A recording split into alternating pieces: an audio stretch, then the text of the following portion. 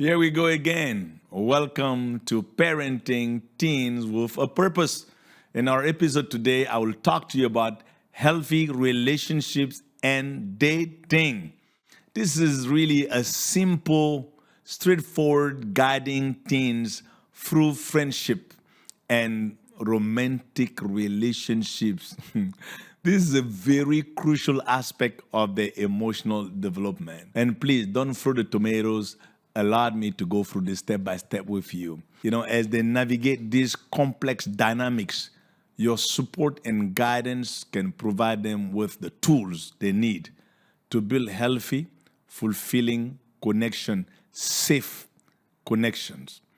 And this time I will share with you 8 keys and strategies to help your teen develop a strong foundation for understanding relationship and dating.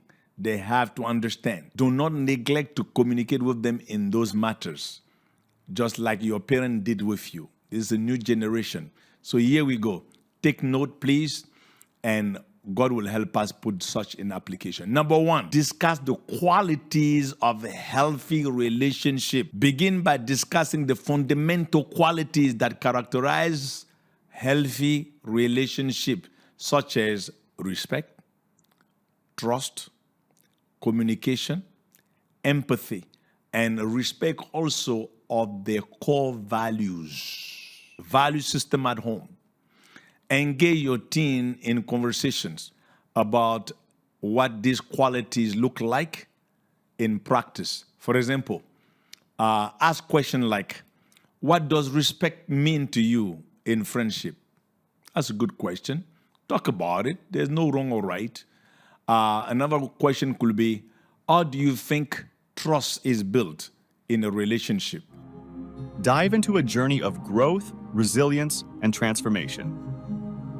My new book is now available. Head over to my website to check it out and start your next chapter today.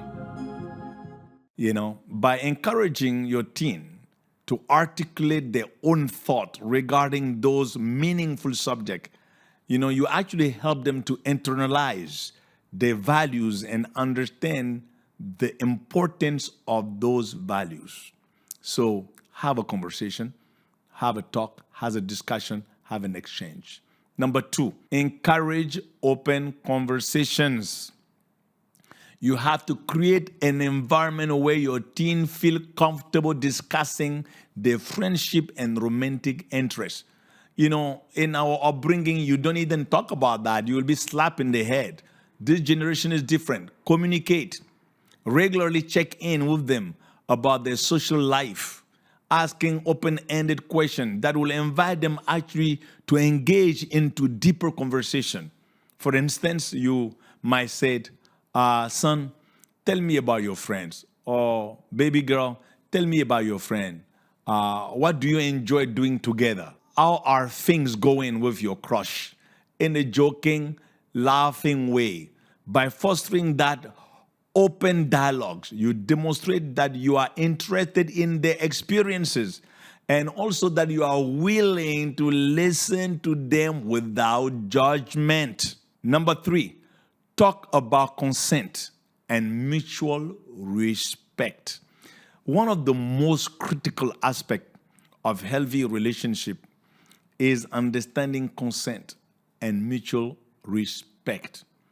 Listen, have a frank, open, clear discussions about the importance of consent in dating. You have to emphasize with your girl or with your boy that both partners should feel comfortable and respected in their choices.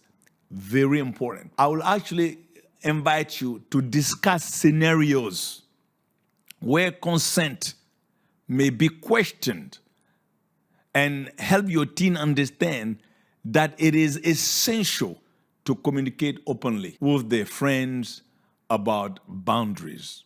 Very important. To communicate with their friends about their value system, their belief system. And so reinforce the idea that mutual respect is a cornerstone to any healthy relationship. And both individuals should prioritize each other's feelings, should respect each other's value system, and set boundaries. Number 4, help your teen recognize red flags. Red flags. Teach your teen to recognize red flags in their associations, relationship, or connections. Discuss the behaviors that may indicate an unhealthy dynamic, such as jealousy, manipulation, or lack of support or disrespect, or abuse in some extent, or violation of their value system. Encourage them to trust their instinct and to speak up if they ever feel uncomfortable or pressured in a relationship. Role-playing scenarios can be an effective way actually to prepare them for real-life situation. What do I mean? For example, you might act out a scenario where a friend pressures them to engage in ill behavior that they are not comfortable with, or that goes against their belief system or value system, and allowing your teen actually to practice how to assertively say no and set boundaries. Role play is powerful. It can even be a way to connect and to bond in a laughter way. Number 5, model healthy relationships. As parent, your own relationships serve as a model for your teens. And we all can be guilty of this, to say we miss it somewhere. Demonstrate healthy communication, respect, and even conflict resolution in your interaction with each other. When you do that, they watch, and so when you teach them, they listen. Share your experiences and the lesson you have learned about building and maintaining your own relationship, the challenges that you had, and how you overcame them. This modeling will actually reinforce the values that you have discussed prior with them. And it will provide your teen with tangible example of what a healthy relationship looks like or should look like. Number 6, encourage empathy and communication skills. What do I mean by that? Help your teen to develop empathy, communication skill, because they are essential for building strong relationships. So encourage them to consider others. Encourage them to put themselves in other people's shoes. Encourage them to consider others' feelings and others' perspective. And that actually, when they get in that place, it fosters a sense of compassion and mercy. And again, I will advise parents to do role playing because it can be beneficial in practicing communication techniques, communication skills, such as, for example, active listening and expressing feelings in a constructive way. You understand? So discuss the importance of being honest and open in relationships, and encourage them to express their thoughts and their emotion as well in a respectful manner. I like the role play because, again, it fosters that tight closeness, and it can be a game at home and have fun doing it. Number 7, support their choices.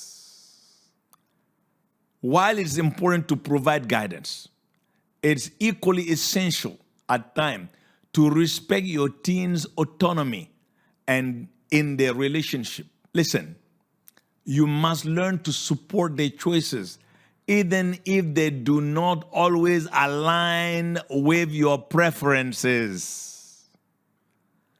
When you do so, it demonstrates that you trust them, and it will allow them actually to learn from their own experiences. I do understand sometimes we have to take parental authority and draw the line when their life is in danger. Be there to listen. Be there to offer advice when they seek it, but avoid being overly critical or judgmental.